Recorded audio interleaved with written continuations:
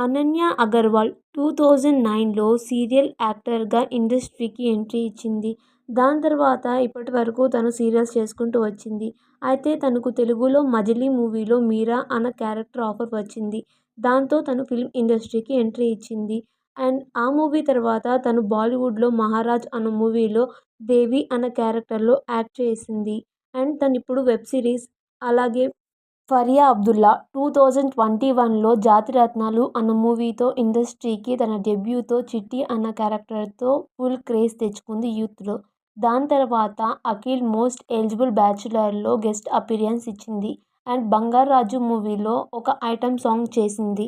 దాని తర్వాత 'like share subscribe' మూవీలో హీరోయిన్గా యాక్ట్ చేశారు. కాకపోతే ఆ మూవీ అంతగా భవ్యశ్రీ 'యారియన్' మూవీతో ఇండస్ట్రీకి ఎంట్రీ ఇచ్చింది. అయితే బాలీవుడ్ మూవీ.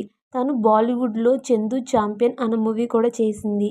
బాలీవుడ్లో మంచి క్రేజ్ ఉన్న తను తెలుగులో రవితేజతో 'మిస్టర్ బచ్చన్' అన్న మూవీ చేసింది. అండ్ ఆ మూవీ తర్వాత ఇప్పుడు రామ్ పోతినేనితో ఒక మూవీ చేస్తున్నారు. ఈ మూవీ లవ్ స్టోరీ. సదా గారు టీవీ షోస్లో యాంకర్గా, జడ్జిగా బిజీగా ఉన్న టైంలో ఒక వెబ్ సిరీస్ చేశారు. 2023లో 'హలో వరల్డ్' అన్న వెబ్ సిరీస్ చేశారు. ఈ వెబ్ సిరీస్ జీ5లో స్ట్రీమ్ అవుతోంది. అండ్ ఆ తర్వాత తెలుగులో 'కా' మూవీ హీరోయిన్ అయిన Nayan Sarika 'bench life' TV సీరియల్తో ఇండస్ట్రీకి ఎంట్రీ ఇచ్చింది. ఆ తర్వాత వరుసగా మూవీస్ ఆఫర్స్ రావడం.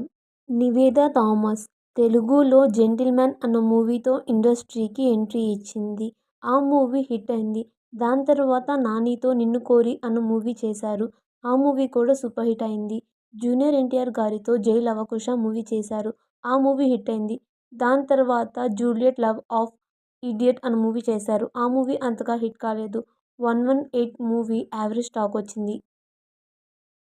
నయన్ సారిక 'గమ్ గమ్ గణేశ' మూవీతో ఇండస్ట్రీకి ఎంట్రీ ఇచ్చింది. ఆనంద్ దేవరకొండతో చేసిన 'గమ్ గమ్ గణేశ' ఈ మూవీ యావరేజ్గా నిలిచింది. దాని తర్వాత 'అరే' మూవీ చేసింది. అండ్ ఆ మూవీ కూడా యావరేజ్ టాక్ వచ్చింది.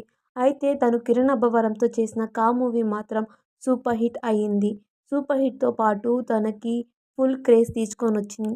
సదా గారు 2023లో 'అహింస' అలాగే 'ఆదికేశవం' మూవీ చేశారు. అండ్ 2025లో ఒక మూవీకి సైన్. రామ్ పోతినేని, భవ్యశ్రీ వీళ్ళిద్దరి కాంబినేషన్లో ఒక లవ్ స్టోరీ మూవీ రాబోతోంది. రామ్ పోతినేని 'ఇస్మార్ట్ శంకర్', 'స్కంద' లాంటి యాక్షన్ ఫిల్మ్స్ చేశారు.